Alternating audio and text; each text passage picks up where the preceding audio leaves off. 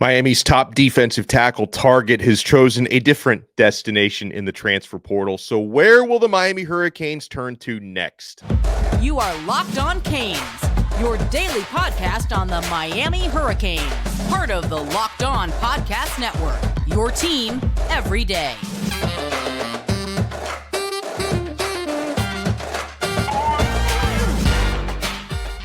I am Alex Donno, University of Miami alumnus, longtime South Florida sports radio vet, and contributor to allhurricanes.com. Thank you so much for making Locked On Canes your first listen today. Thank you so much to the everydayers as we're here with you 6, if not 7 days a week, sometimes multiple times per day. Got some bad news yesterday evening. We tried to prepare you for this yesterday morning. Those who saw our Tuesday episode of Locked On Canes, we had the unfortunate feeling that Tywone Malone, former Ole Miss defensive tackle, who for a week's time, Miami was trending for him. From midweek last week into Monday night, Miami seemed to be the trending favorite to land the 6'4", 315-pound defensive tackle out of Ole Miss, who also was on their baseball team, who won a national championship last year. He just came off a Miami visit over the weekend, but things change in recruiting, things change in this era, and Malone, as of yesterday morning, started to trend heavily to the Ohio State Buckeyes. And then by Tuesday night, the official announcement came out. Malone is going to be taking his talents to Columbus, Ohio. Not only has Ohio State really been a thorn in Miami's side, transfer portal and recruiting wise. I mean, Jeremiah Smith is currently a verbal commit to Ohio State. They've really been a thorn in our side, but it's also unfortunate for Miami because we know that the Hurricanes have really been prioritizing landing another defensive tackle in the transfer portal because they got 2 in the winter window, Branson Dean out of Purdue, Thomas Gore out of Georgia State. Both guys a little bit smaller with good motors, good pass rushers, but they wanted someone with that size and girth to be more of a run stopper, and Malone at 315 pounds would have fit that bill, but he is off the table now for Miami, and it's unfortunate. So where do the Hurricanes turn to? It's last chance saloon for Miami within the next several days to land a transfer portal defensive tackle. And now the number one target on the board has to be someone we've talked about, someone our listeners and viewers really like because he does have extensive experience in Conference USA, and that's Louisiana Tech's Keivie Rose. Rose also was just on campus this past weekend, same weekend as Malone, for a University of Miami visit. Rose has also been a Miami priority, quite frankly, 305 pounds, 6'3". This is a super productive player at Louisiana Tech the last couple of years. In 2021, All-Conference USA honorable mention. Then in 2022, first team All-Conference USA. This is someone Miami really needs now. He started all 12 games for Louisiana Tech Bulldogs last season. 24 total tackles, 18 solo, 4 tackles for a loss, and 2 sacks from the interior. Had a season-high 4 tackles and a sack at Charlotte on November 19th. Recorded at least 1 tackle in 11 out of 12 games, including multiple tackles in 5 games. Kudos to Louisiana Tech's athletics website for providing these statistics for me. So here's the situation with Keivie Rose. Now, I did talk to, someone who covers Miami recruiting very closely this morning. I'm a little bit of a tizzy after Malone chose Ohio State, kind of asking where Miami stands with Keivie Rose. And this person did tell me he really thinks Miami is going to pull out all the stops to try and land Rose, that this staff does not want to come out of this week without landing one of these defensive tackles, especially already having missed out on Tywone. At the same time, folks, this is not a pure green light for Miami to land Rose. There is some competition here. So it's Wednesday, and today Rose is starting an official visit with Arkansas. So he had a nice visit with Miami. I think it's probably safe to say coming out of last weekend that Rose is a Miami lean, but not a slam dunk because he's still taking a visit to Arkansas. So even if he enters that visit with Arkansas, maybe slightly favoring Miami, but thinking I'm doing my due diligence, I want to complete my visits and all that, the Razorbacks have an opportunity. If they can wow him, if they can blow him away with that visit, they have an opportunity to make up ground and surpass Miami in his recruitment. So I would imagine Rose is probably getting a lot of text messages and the phone is blowing up from Miami staffers. You know, this is someone Mario Cristobal really wants, Jason Taylor, defensive line coach, and the other defensive line coach, Big Joe Salavea. It's if you come out of this week without Rose and, of course, without Malone, if you miss on both of these guys, then that's going to be a disappointment, and you can view that as a failure. I believe you need to come out of this week with this player, okay? And so, you know, the other situation that we've been monitoring, and I think we're going to get some good news here at the end of the week, is wide receiver. Okay, the Miami Hurricanes also want to come out of this transfer portal period after having just landed a running back earlier this week with A.J. Allen from Nebraska and Jadaeus Richard. And I've been calling him Jadaeus Richard. Someone from Louisiana corrected me. It's Richard. So I apologize for that. I'm still learning some of these names out there. So they landed the cornerback out of Vanderbilt, Richard, and they landed the running back out of Nebraska. And, you know, a wide receiver that the Miami Hurricanes have been looking at from junior college, and hopefully they can land him this week. Now, Shamar Kirk, who 15 touchdowns the past couple of years at Reedley College, including 8 last season. He just visited Miami this past weekend as well. I like the way Miami has been trending with Shamar Kirk. He's going to be making his announcement. He's saving it for a special occasion because he's got his commencement ceremony at Reedley this Saturday where he's receiving his associate's degree. So he planned his commitment announcement coming off of that. I like the way Miami stands for him, that they can add this 6'1", 190-pound wide receiver who really, really good in space and very quick outside receiver, can fill that need for depth at the University of Miami. And, you know, when we come back, I want to take a look at where Miami has gone so far in the transfer portal. Of course, there's still a couple of holes that need filling, but overall, it's been a good portal for Miami to this point. And folks, later on in this episode, we're going to have the opportunity to catch up with a former Cane and to catch up with our pal Bruce Warner. He couldn't join us for a Truth Teller Tuesday, but it's going to be a Newark Wednesday here on Locked On Canes because Bruce Warner, Newark, New Jersey native, and former Miami Hurricanes defensive tackle Mark Caesar is going to join us, a Newark native. Now, we got a lot of stuff to talk with Caesar about, right? Since we're talking about these defensive tackles that Miami hasn't landed and the ones Miami's trying to land and the importance of that position. Caesar played it at Miami from 88 to 92. He won 2 national championships at the U, was recruited by Jimmy Johnson, won his national championships under Dennis Erickson. He also played with Mario Cristobal, Warren Sapp, Cortez Kennedy, Russell Maryland, Dwayne "The Rock" Johnson. We got to ask him what it was like being teammates with some of these dudes. So Mark Caesar's going to join us in a little bit. We'll talk about where Miami stands at this point in the transfer portal.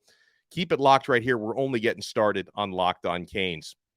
If you're looking for a delicious snack, but you don't want all the sugar and calories, you need the best tasting protein bar ever built. You got to try this. If you're like me and you want to make healthier snack choices, but you don't want to compromise on taste, I've got just the thing for you. Built Bars and Built Puffs. Built Bars are healthy and they taste amazing. Seriously, they taste so amazing, you're not going to think that they're good for you. You got to try this. What makes Built Bars so good? Well, for starters, they're all covered in 100% real dark chocolate. That's right, real chocolate. And they all come in unbelievable flavors like churro, peanut butter brownie, cookies, and cream. I'm not sure how Built does it, but these bars taste like a candy bar while maintaining amazing macros. And what's even better is they're healthy, only 130 calories, only 4 grams of sugar, and a whopping 17 grams of protein. And now you don't need to wait to get a box. For years, we've been talking about ordering Built Bars at Built.com. And now you can also get them at your local Walmart or Sam's Club, while you can still get your specialty flavors at built.com with our promo code LOCKEDON15 for 15% off. Head to your nearest Walmart today. If you're close to a Sam's Club, run in and grab a 13-bar box with hit flavors like Brownie Batter Puff and Churro Puff. You can thank me later because I love me some Built Bars.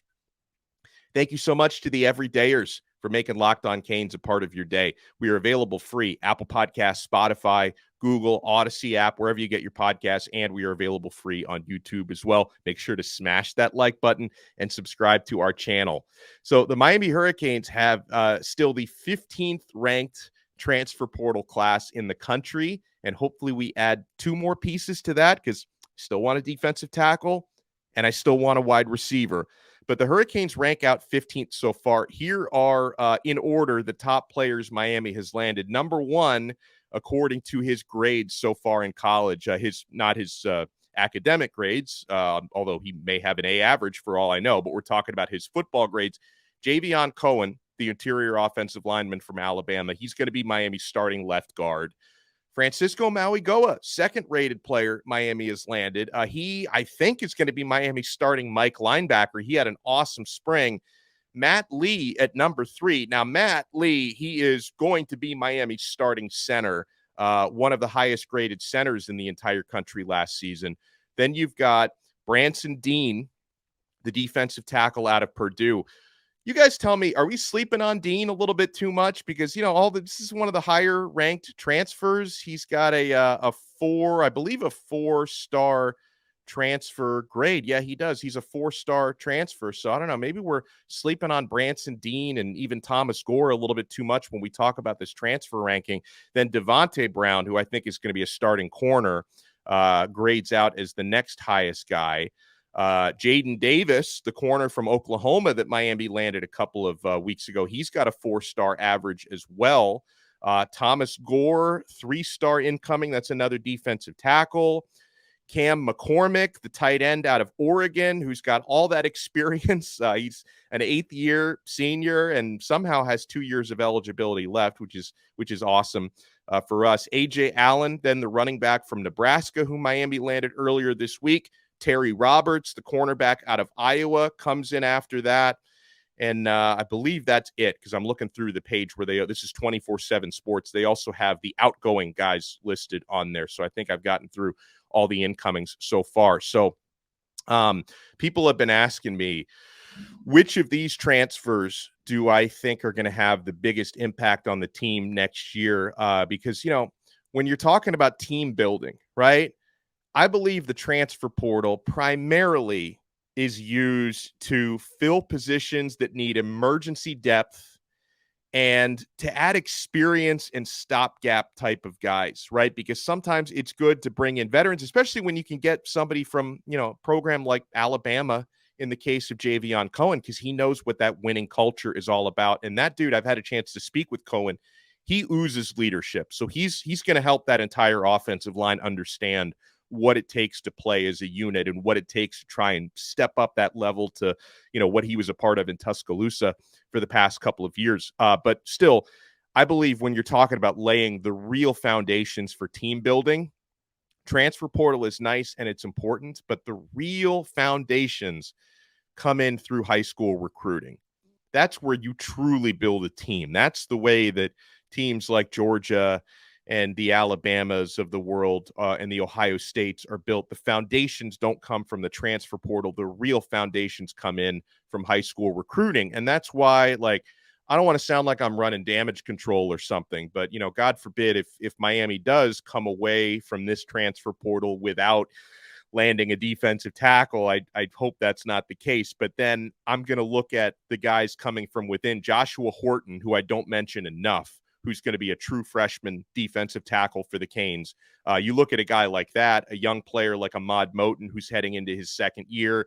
Those are the types of guys that, Miami already having missed out on Tywone Malone and, kind of in danger of missing out on Keivie Rose. I think Gabby Urrutia at 24/7 Sports described it as a 50-50 situation on Rose. Guess what? If Miami misses on these guys, you're going to need the young players that are already here to develop, and you're going to need someone like Leonard Taylor to play to his potential consistently this season. Because guess what? Todd McShay released a way too early mock draft for the 2024 NFL draft. He's got Leonard Taylor as top half of the first round. I think he had him number 14 overall. So you're talking about NFL scouts are looking at our own LT, number 56, as someone with high first round potential. And I get it. I'm not arguing it because we know how good Leonard Taylor is on occasion and how good he's capable of being. The guy is a freak. He's a unicorn. So, okay, for all the panicking that we're doing about the defensive tackle position, how about the guy who's receiving a 14th overall draft pick grade for next year? If he can play to that potential, Miami's going to be in pretty good shape. If Jared Harrison Hunt can have a big year, if Joshua Horton is a true freshman, if Ahmad Moten is a redshirt freshman, can play up to their potential. If you use Akeem Mesidor inside, he's versatile enough to do that. If Ruben Bain gets moved inside, a true freshman who's a phenom and a juggernaut out there, we may have to find answers from within. That's going to come down to coaching. Jason Taylor, Big Joe, do your jobs. Let's go. For all the players who are here, hunger, do your jobs. Let's freaking go. We're going to talk to a guy when we come back who did his job at Miami at a really high level between 1988 and 1992. We're going to be joined by the truth teller, Bruce Warner, and by former Miami Hurricanes defensive tackle, Mark Caesar, when we come back here on Locked On Canes. We do have Bruce Warner with us, and today, Bruce, is a New Work Wednesday because not only do we have the truth teller, Bruce Warner, with us, but we also have another Newark native, former Miami Hurricanes defensive tackle, Mark Caesar is with us.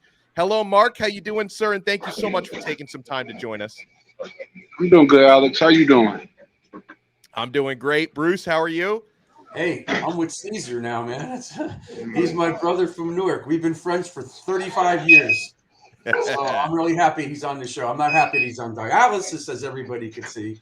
But Mark's, he's brave enough to do that and be on the show with us. So let's rock it, man. Let's go. Yeah, and Mark, I want you to know that Canes Nation is praying for you, my friend. And I know you're fighting through this health issue as hard as you fight through anything else. And we wanted to get a sense from you the importance of that defensive tackle position that you played in the late 80s and early 90s at Miami. How can that affect the entire defense and the entire team? When you play D tackle, you have like dogs in the middle and stuff like that. At the 1 and 3 technique, it makes it easier for the defensive ends to get up the field. It makes it easier for the linebackers to flow with what's the name. And Miami always had dogs in the middle. Buster Williams, Ruben Carter, Jim Burt, you know what I'm saying? Dorsey, Sapp, Kennedy, Caesar, you know what I'm saying? Yeah, Maryland, and JB, you know what I'm saying? Those had great tackles and stuff like that. Yeah, so, and we talked about this all the time. And we've been talking, Alex and I, about D tackles since I started doing this months ago. We still don't have another one. So tell me, are the roles of the D tackles exactly the same? Or is one has one role and another has another role? It's basically the same because when you play tackle, you got a 1 technique and you got a 3 technique. You know what I'm saying? There's only 3 blocks you can see. Either they're going to reach you, they're going to double team you, or they're going to try to cut you off. You know what I'm saying? Now, if that center is kicking that 1 technique behind, it's going to be rough and stuff like that.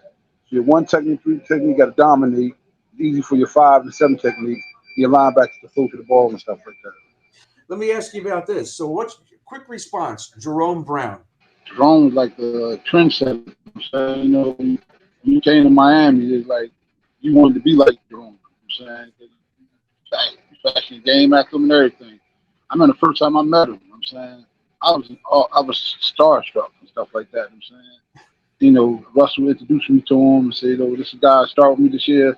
My first year, before we played BYU. I remember him standing looking at me. He's like, "Are you tough?" You know what I'm saying? So I'm kind of tough. Then Winston Moore's like, "Oh, I think he's trying you, man. I think he's trying you." Jerome Brown just hauled off and pushed me. Boom! I just held my breath like this. You know what I'm saying? I mean, gut punched the hell out of me. I held my breath and made me start laughing. I I went to the bathroom, threw up. Stuff like that, man. Right, so he did start it all when he didn't he break Troy Aikman's ankle and got him out of Oklahoma to UCLA? That really was like the play that started Miami's revitalization. What about your buddy Russell? Because Russell Maryland. Russell was the OG. You know what I'm saying? He was like the big brother. You know what I'm saying? Yeah. Like he was the perfect leader and stuff like that. You know what I'm saying? And it was like when you was on D line, you're not wanting to trouble because you want Russell to conversate like, hey man, you know what I'm saying? So he said, hey man, like, you come to that lecture. You know what I'm saying? Stuff like that. You know what I'm saying? He was a real good leader and stuff like that. He was the conscience of the team. Nobody something wrong. You had to deal with him. Yeah. And then what about Cortez? Now he took Cortez under his wing. You were there. Yeah, Cortez came in with us. Oh, a lot of people didn't realize that we signed that February of '88. Cortez came in with us from junior college and stuff like that. You know what I'm saying? You know, and he went from like a diamond in the rough. You know what I'm saying? He went from like getting some playing time to dominant defensive tackle the next year and stuff like that. You know what I'm saying? Yeah, the '89 team. The '89 team, that defense, to me, is the best team of all time. Beat any Miami Hurricane team, especially 2001. Yeah, he's got a chip on his shoulder about who's better. Well, now I got to ask you about somebody on the other side of the ball, Mark, that you played with at Miami, who happens to be the head coach right now. What was Mario Cristobal like as a teammate? I remember the first day we sat right next to each other, 71 and 72. Then I got 76, which he wanted 76. That was his number. The first day of training camp, me and Mario got into a fight. Stuff like that. Who won? There wasn't no who won or not. You know, they got some punches off, and then the veterans broke it up and stuff like that. You know what I'm saying? Wow. Didn't his older brother break it up? Nah, what happened was when he first came in there, and Lou had that intimidating voice, like, ugh. So when he said that, I was kind of shook. Then Randy Shannon and Rod Carter said, ain't no jump job and stuff like that. Ain't no jump job. I said, nah. Then it was on, you know what I'm saying? We fought for a few minutes and stuff like that. That was it. That's one thing I like about Miami. Guys fought like crazy on a practice field, hanging out 30 minutes after practice together in the lunchroom and stuff like that. It was a family down there, man. It was good. So I'm guessing with the whole family thing, after the fight broke up, did you guys eventually, work it out and patch it up? Oh, yeah. No. See, the thing is, what happened on the field stayed on the field. It's not like you got into a fight on the field, then you go to the dorms and then you got once it was over, practice was over, that was it. On to the next day. Because it really was, Alex, us against the world. Back then, it really was. It's true. That's what they talked about constantly. What about Sapp? What about your buddy Sapp? Sapp amazing, you know what I'm saying? And it's like, when Sapp came down there, I took him under my wing, like a brother to me and stuff like that, you know what I'm saying? I remember going to the coaches and stuff like that. I'm like, yo, because Sapp was playing tight end, because in high school, he was like 215 pounds, tight end, you know what I'm saying? Then his first Miami, like you said, it's the first time in his life he's getting 3 meals a day. He blew up about 200 pounds and stuff like that. And he had the speed and stuff like that. You know what I'm saying? I mean, to me, he on my Mount Rushmore Hurricanes. Him, McGuire, Cheretta, you know what I'm saying? They're my Mount Rushmore Hurricanes and stuff like that, man. What about Mark Caesar? Talk to me about Mark Caesar. I had fun there, man. Like I was leader down there. I mean, a lot of, I was with the actions and stuff like that. I mean, we had that reputation. I lived up to that reputation and stuff like that. You know what I'm saying? That's why you see the fights at San Diego State. You know what I'm saying? Going after the horse at Florida State. You know what I'm saying? They're getting scared at the last minute. You know what I'm saying? And another thing, Alex. Hey, Alex, let me tell you about Bruce now. Well, tell me about Bruce. Yeah. Bruce always took my phone calls. He ain't got a lot of 4 o'clock phone calls. I'm at the precinct. You know what I'm saying? And stuff like that, man. Especially the Florida State game and stuff like that. He got me off of that, man. I appreciated that, man. He got me, put it like this. I had a few arrests, but no convictions, thanks to Bruce. Talk to me about one of those arrests. Like you threw like ice water over your shoulder at some Florida State fans at Florida State who were, I guess, talking trash, and you know, which is a ridiculous thing to get arrested for, but you got arrested for that? Yeah, what happened was they was throwing ice. I was the victim, right? They was throwing ice at me. You know what I'm saying? So when I took the ice and threw it back, you know what I'm saying, some of the ice, see, what people don't realize, it was Casey Weldon's father who pressed charges and stuff like that. So when the cop ran up and grabbed me, I shoved him. You know what I'm saying? Then you put your hands on the cop and they start tripping and all that stuff like that. So then they went and got, hey, who's that? He came down there, they like, yo, he's like, calm down. You know what I'm saying? Yada, yada, yada. Boom. He placed me under arrest, gave me an appearance ticket and stuff like that, and then Bruce took care of the rest of it. He called me from the stadium. This happened during the game, near the end, when that was the wide right one.